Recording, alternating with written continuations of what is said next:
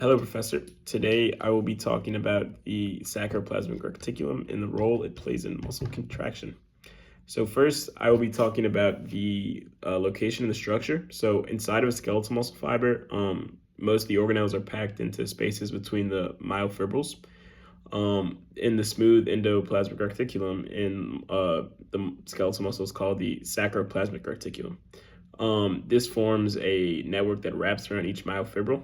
The textbook compares it to like a sock of some sorts. At regular intervals, the SR has dilated end sacs called terminal cisternae. These are enlarged sac-like regions that cross the muscle fiber from one side to another.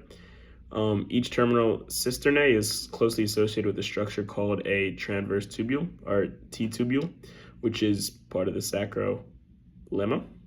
On either side of the T-tubule sits the sarcoplasmic reticulum.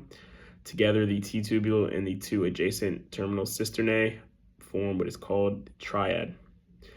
Now I'm going to be walking through how an action potential leads to calcium release from the sarcoplasmic reticulum. So it begins in the nervous system. Somatic neuron or motor neurons located in the ventral gray horn of the spinal cord fire action potentials that move down the axon. The depolarizing current is caused by voltage gate sodium channels, which allows sodium to enter the cell. As sodium flows in, the inside of the cell becomes more electropositive. This depolarization causes synaptic vesicles causes synaptic vesicle to move towards the membrane. Proteins associated with the vesicle help them fuse with the membrane. And when this fusion occurs, acetylcholine is released into the synaptic cleft. Acetylcholine diffuses across this cleft and binds to primary type 1 nicotinic receptors on the muscle membrane.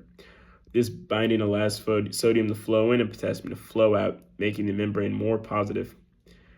These positive charges move across the muscle membrane and activate voltage-gated sodium channels. And this, of course, activates an action potential. But these positive charges continue moving across the membrane until they reach the transverse T-tubules.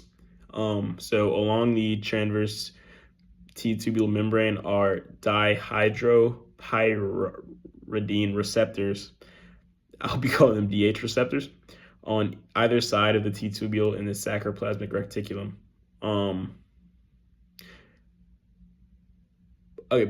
There are dihydro receptors, also called DH receptors, and the sarcoplasmic reticulum it's in between two pieces of the sarcoplasmic reticulum, so it's all around it. And within the sarcoplasmic membrane are rhyodine receptor 1 channels.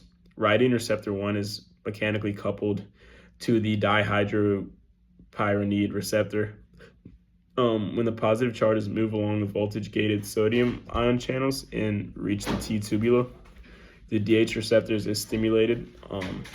Because it's mechanically linked to the rhyodine receptor, it physically pulls open the rhyodine receptor. When this happens, calcium floods out of the sarcoplasmic reticulum and into the sarcoplasm. Now, why is there so much calcium inside the SR itself? Well, there are these proteins called calsequestrin, which prevent calcium from leaving the sarcoplasmic reticulum, even though there's a higher gradient outside than inside. And so this calsequestrin just holds the calcium in until it is needed for release.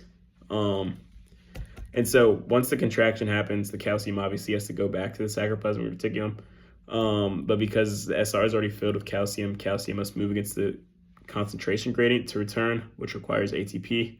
The transporter responsible for this is a calcium ATPase pump. This pump uses ATP to transport calcium back into the sarcoplasmic reticulum. As it moves in, it transfers protons out. There's another mechanism that assists calcium in returning to the SR called the sodium-calcium exchanger. This uses secondary sodium active transport. Since there's a higher concentration of sodium outside the sarcoplasmic reticulum than inside, sodium moving out can assist the calcium going in. And together, these mechanisms just make sure that calcium that's released is able to return to the sarcoplasmic reticulum, allowing muscle contraction to start and stop. easily. That is the end of my presentation. Thank you for listening.